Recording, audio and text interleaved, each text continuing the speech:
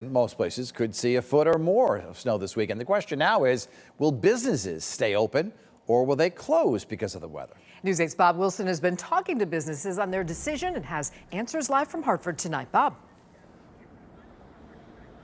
Snow, when you mention a big storm, it evokes a lot of emotion. It's either love or hate. If you're trying to get on the highway and drive through it to work, not so much. But if you're skiing or loving to go out in the snow, you get excited about it. If you're trying to go get a pizza, will the place be open?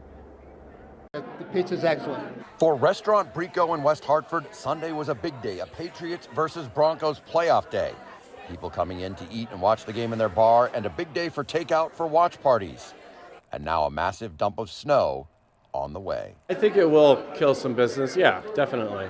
But, you know, we'll try to pick up on that takeout business and the people walking around enjoying the snow. But as the snow piles up, so does their determination to keep the walkways shoveled and the doors open.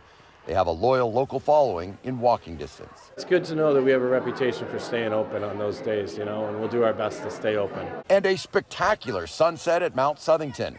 But it's not the calm before the storm on the slopes. The lift lines and lodge abuzz with the excitement and the energy and the anticipation. A foot of snow, what do you think?